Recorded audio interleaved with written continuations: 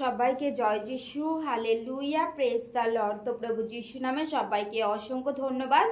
যিশুর আলো চ্যানেলে সবাইকে স্বাগত জানাই। তো মহান ঈশ্বরকে ধন্যবাদ জানাই যে তিনি আরও একটি সময় সুযোগ করে দিয়েছেন ঈশ্বরের বাক্য বলার জন্য।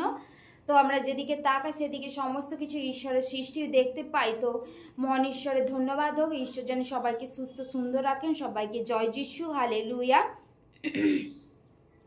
তো আজকের বাক্য গীতসংহিতা 73 অধ্যায় 3 খণ্ড, আসপের সঙ্গীত। ঈশ্বর নিতান্তই মঙ্গল স্বরূপ ইসরায়েলের পক্ষে, যাহারা শুদ্ধচিত্ত তাহাদের পক্ষে।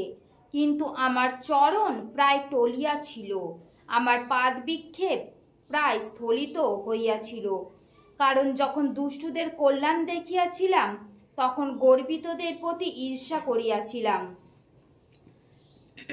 কেননা তাহারা মৃত্যুকালে যন্ত্রণা পায় না, বরং তাহাদের কলেবর হৃষ্টপুষ্ট। মর্তের ন্যায় কষ্ট তাহাদের হয় না, মনুষ্যদের মতো তাহারা আহত হয় না। এই জন্য অহংকার তাহাদের কণ্ঠের হাড়বৎ, দৌরাত্ম বস্তবৎ তাহাদেরকে আচ্ছাদন করে, তাহাদের চক্ষু মেদে ঢেলিয়া ওঠে। আমাদের মনের সংকল্প অপরিমিত, তাহারা বিদ্রূপ করে ও দুষ্টতায় উপদ্রবের কথা কহে, তাহারা দর্প কথা কহে, তাহারা আকাশে মুখ রাখিয়াছে এবং তাহাদের জিহ্বা পৃথিবীতে বিহার। এই জন্য তাহাদের জনতা সেই দিকে ফিরে, প্রচুর জল তাহাদের দ্বারা গিলিত হয়। আর তাহারা বলে, ঈশ্বর কি রূপে জানিবেন, পরাৎপরের কি জ্ঞান আছে। দেখো, ইহারাই দুর্জন, ইহারা চিরকাল নির্বিঘ্নে থাকিয়া ধন বৃদ্ধি করিয়াছে। নিশ্চয় আমি বৃথায় চিত্ত পরিষ্কার করিয়াছি, নির্দোষতায় হস্ত প্রক্ষালন করিয়াছি। কেননা আমি সমস্ত দিন আহুত হইয়াছি, প্রতি প্রভাতে শান্তি পাইয়াছি। যদি আমি বলিতাম এই রূপে বর্ণনা করিব, তবে দেখো, তোমার সন্তানদের বংশের প্রতি বিশ্বাসঘাতক হইতাম। আমি তাহা বুঝিবার জন্য চিন্তা করিলাম,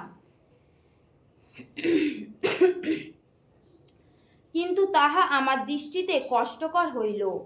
যাবৎ আমি ঈশ্বরের ধর্মধামে প্রবেশ না করিলাম, তাহাদের শেষ ফল বিবেচনা না করিলাম। তুমি তাহাদেরকে পিচ্ছিল স্থানে রাখিতেছ, তাহাদেরকে বিনাশে ফেলিয়া দিতেছ। তারা নিমেষকাল মধ্য কেমন উচ্ছিন্ন হয়, নানা ত্রাসে কেমন নিঃশেষে সংহার পায়।